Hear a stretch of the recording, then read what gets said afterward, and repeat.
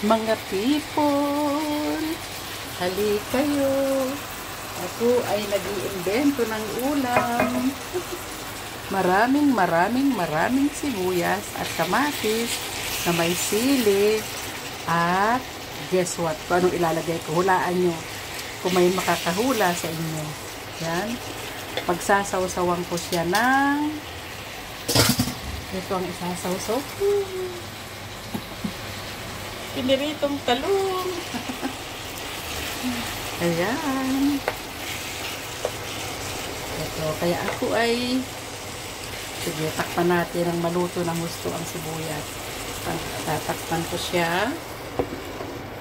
Ayan ko siyang maluto dyan, no? At mamaya lalagyan ko siya ng ano, mamaya lalagyan ko siya ng bagoong. Eto.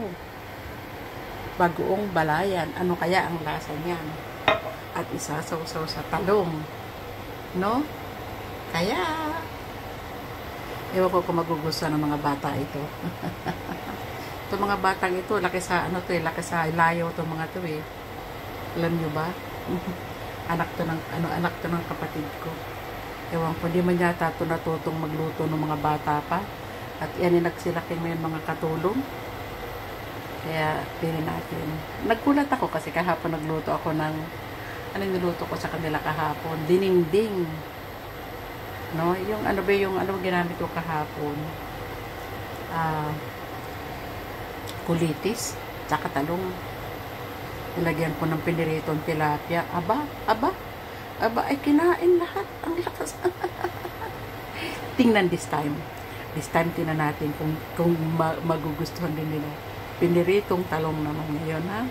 Kaya, sige. Kaya tingnan, papakita ko sa inyo kung ano ang kung magugustuhan kaya nila. Ayan. Lagyan natin ito na bagoong.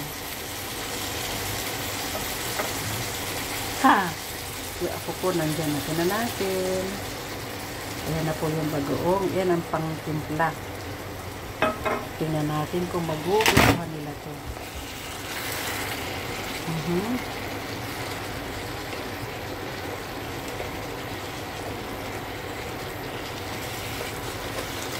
Tikman nga natin. Kailangan maluto ng gusto yung kamatis. Nagbabalak silang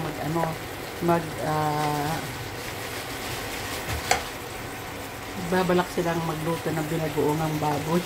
Inunahan ko nito. Tingnan ko. Magugustuhan nila. Teka muna lang.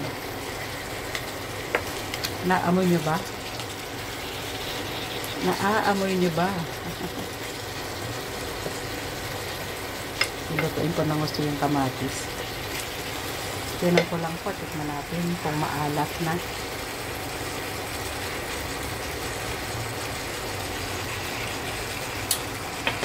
Ang sarap po.